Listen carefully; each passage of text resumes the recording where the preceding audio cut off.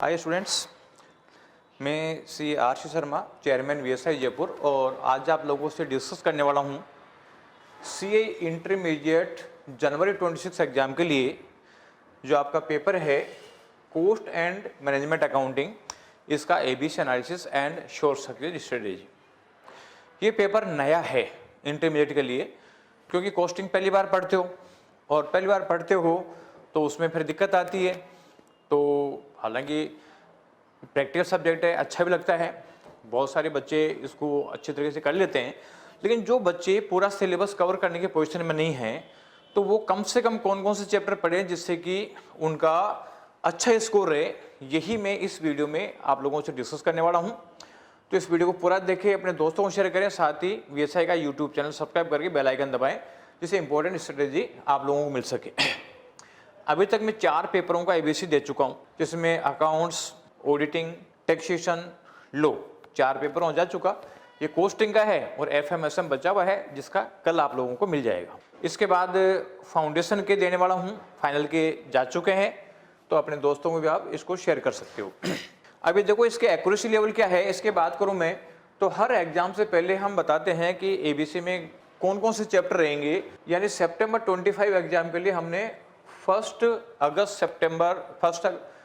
25 को डाला था। ये वीएसआई के टेलीग्राम चैनल पे आपको पीडीएफ मिल जाएगा। और जो एग्जाम हुआ उसमें जो एक्चुअल मार्क्स आए उसके बेसिस बता रहा हूँ मैं।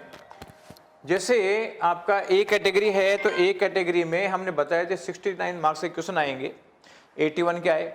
बी में बताए थे 29 के आएंगे, 22 के आए।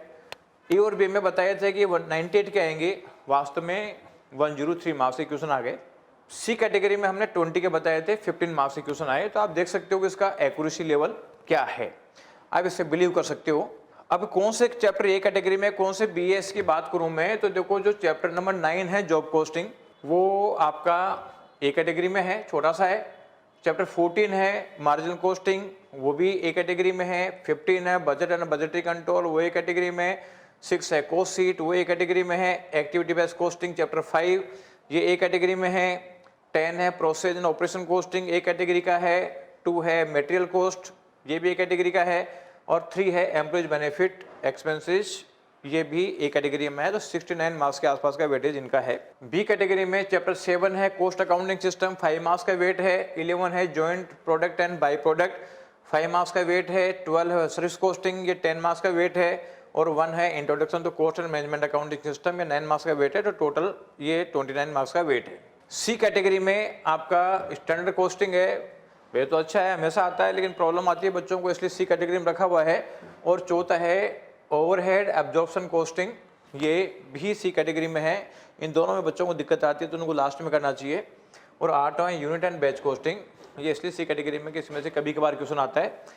तो ये आपका 20 मार्क्स का वेटेज लगभग इसका है। तो आप एबीसी के पैटर्न से करेंगे तो ज़्यादा अच्छा स्कोर करने की पोजीशन में आ जाएंगे। अगर पूरा सिलेबस भी कर लेते हो तो कोई बात नहीं, क्योंकि अच्छे चैप्टर्स को आपने अच्छी तरीके से किया, और कुछ जो थोड़े से बहुत खराब कैटेगरी क्वेश्चन है वो लास्ट में रह जाएंगे, तो कोई दिक्कत वाली बात नहीं है। तो आप इस पैटर्न में करें तो आप लोगों को ज़्यादा बेनिफिट मिलेगा। Thank you.